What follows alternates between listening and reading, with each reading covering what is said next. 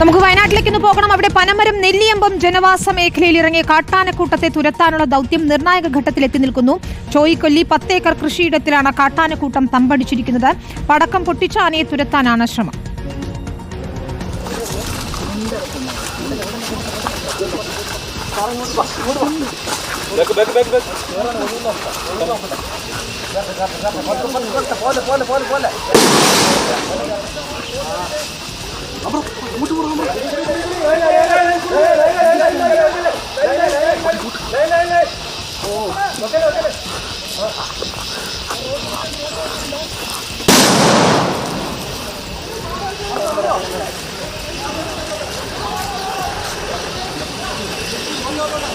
ദീപക് മോഹനുണ്ട് വിശദാംശങ്ങളുമായി. ദീപക്, ദൗത്യം നമ്മൾ തത്സമയം കാണുകയാണ്. ജനവാസ മേഖലയിൽ ഭീതി പരത്തുന്ന കാട്ടാനക്കൂട്ടം, നമ്മളത് കൃത്യമായി അവരുടെ ആനകളുടെ ദൃശ്യങ്ങൾ കാണുകയാണ്.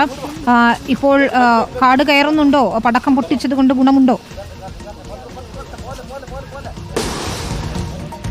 വിനീത, ഈ പനമരം നെല്ലിയമ്പം ജനവാസ മേഖലയിൽ ഇറങ്ങിയ കാട്ടാനയെ കാട്ടിലേക്ക് തുരത്താനുള്ള ദൗത്യം രാവിലെ മുതൽ തന്നെ വനംവകുപ്പ് ആരംഭിച്ചിരുന്നു.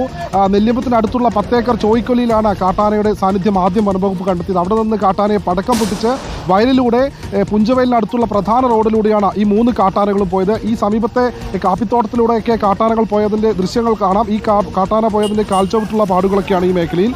സ്ഥിരമായി ജനവാസ മേഖലയിൽ ഇറങ്ങുന്ന കാട്ടാനയെ ഇവിടെ നിന്ന് തുരത്താനുള്ള നടപടി വേണമെന്ന് നാട്ടുകാർ നേരത്തെ തന്നെ ആവശ്യപ്പെട്ടിരുന്നു. ഇന്ന് പുലർച്ചയോടുകൂടിയാണ് ഈ പുഞ്ചവയലിന് സമീപത്തുള്ള നെല്ലിയമ്പം ചോയിക്കൊല്ലി മേഖലയിലേക്ക് കാട്ടാനകൾ എത്തിയത്. അവിടെ ഒരു കൃഷിയിടത്തിൽ കാട്ടാനക്കൂട്ടം തമ്പടിച്ചു. രാവിലെ 4 കാട്ടാനകൾ ഉണ്ടായിരുന്നു എന്ന് പ്രദേശവാസികൾ പറയുന്നു. അതിലൊന്ന് പിന്നീട് തിരികെ വനത്തിലേക്ക് കയറിപ്പോയതായും നാട്ടുകാർ പറയുന്നുണ്ട്. ഏതായാലും 3 കാട്ടാനകളെ ആ ഭാഗത്തു നിന്ന്, അതായത് നെല്ലിയമ്പം ചോയിക്കൊല്ലി ഭാഗത്തു നിന്ന് ഓടിച്ച് പുഞ്ചവയൽ ടൗണിന് സമീപമുള്ള റോഡിലൂടെ സമീപത്തെ കാപ്പിത്തോട്ടത്തിലൂടെ ഇപ്പോൾ നീർവാരം ഭാഗത്തേക്കുള്ള വനമേഖലയിലേക്കാണ് കാട്ടാനകളെ തുരത്തിയിട്ടുള്ളത്.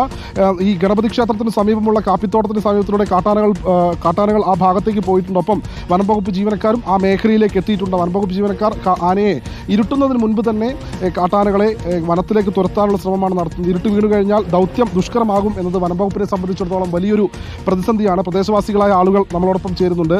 സ്ഥിരമായി കാട്ടാന ഇറങ്ങുന്ന ഒരു ശല്യം വലിയൊരു ബുദ്ധിമുട്ടിൽ തന്നെയാണല്ലേ പ്രദേശവാസികൾ? തീർച്ചയായിട്ടും ഓരോ ദിവസവും 4-5 കാട്ടാനകളാണ് ഇറങ്ങുന്നത്.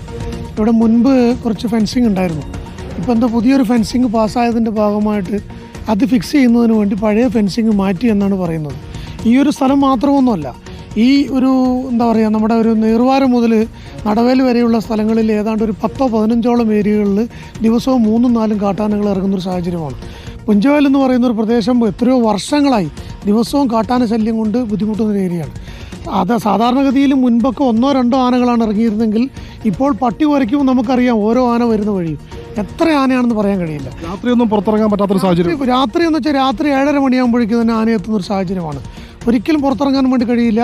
വലിയ അപകട സാധ്യതയാണ്. സന്ധ്യ ആകുമ്പോഴേക്കും ആളുകൾ അവരുടെ വീടുകളിൽ ചേക്കേറുന്നൊരവസ്ഥയാണ്.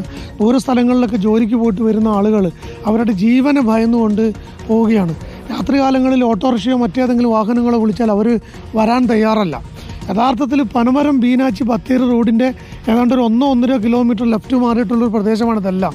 പക്ഷേ ഇവിടെ അതിഭീകരമായൊരവസ്ഥയാണ് നിലനിൽക്കുന്നത്. വിനീത, ഇദ്ദേഹം പറഞ്ഞതുപോലെ ഈ മേഖലയിൽ കാട്ടാനയുടെ ശല്യം രൂക്ഷമാണ്. പ്രദേശത്തൊക്കെ തന്നെ മുൻപ് ഫെൻസിംഗ് ഉണ്ടായിരുന്നു. പക്ഷേ കാലഹരണപ്പെട്ട് ഫെൻസിംഗ് ഒക്കെ നശിച്ച ഒരു സാഹചര്യമുണ്ട്. പല മേഖലകളിലും ഇത്തരത്തിൽ ഫെൻസിംഗ് ഇപ്പോഴും നിർമ്മിച്ചിട്ടില്ല. ആ മേഖലകളിലൂടെ ഒക്കെയാണ് കാട്ടാനകൾ ജനവാസ മേഖലകളിലേക്ക് ഇറങ്ങുന്നത്. ഏതായാലും ഈ ജനവാസ മേഖലയിലെ കൃഷിയിടത്തിൽ തമ്പടിച്ച കാട്ടാനയെ വനമേഖലയ്ക്ക് അടുത്തുവരെയുള്ള പ്രദേശത്തേക്ക് എത്തിച്ചിട്ടുണ്ട്. പക്ഷേ ഇപ്പോഴും കാട്ടാന പുഞ്ചവയലിന് സമീപത്തുള്ള കാപ്പിത്തോട്ടത്തിൽ ഈ 3 കാട്ടാനകളും നിലയുറപ്പിച്ചിട്ടുണ്ട് എന്നാണ് വനംവകുപ്പ് അധികൃതർ പറയുന്നത്. ആ ഭാഗത്തേക്ക് വനംവകുപ്പിൻ്റെ പ്രത്യേകം ഉള്ള ടീം ആനയെ തുരത്തി ഓടിക്കാനായി പോയിട്ടുണ്ട്.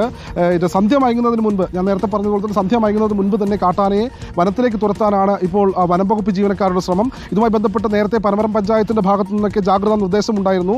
ആ ഭാഗത്തേക്കുള്ള റോഡുകളൊക്കെ അടച്ചതിന് ശേഷമാണ് അതിലെ കാട്ടാന ദൗത്യം വനംവകുപ്പ് മുന്നോട്ട് കൊണ്ടുപോയത്. ആദ്യം രാവിലെ 6:30 നെല്ലിയമ്പം പ്രദേശത്തെ ചോയിക്കൊല്ലിയിലെ കൃഷിയിടത്തിൽ ആനയുടെ സാന്നിധ്യം കണ്ടെത്തി. അവിടെ നിന്ന് പടക്കം പൊട്ടിച്ച് കാട്ടാനയെ സമീപത്തെ വയലിലേക്ക് എത്തിച്ചെങ്കിലും 2 മണിക്ക് ശേഷം ദൗത്യം വീണ്ടും നിർത്തിവെക്കുന്ന ഒരു സാഹചര്യം ഉണ്ടായി. അതിനിടയിൽ വനംവകുപ്പിന്റെ കയ്യിൽ കാട്ടാനകളെ തുരത്താൻ പടക്കമില്ല എന്നുള്ള ഒരു പ്രചരണവും വന്നു. പിന്നീടാണ് കൂടുതൽ പടക്കങ്ങളൊക്കെ ഈ മേഖലയിലേക്ക് എത്തിച്ച് കാട്ടാനയെ തുരത്താനുള്ള ശ്രമങ്ങൾ നടത്തിയത്.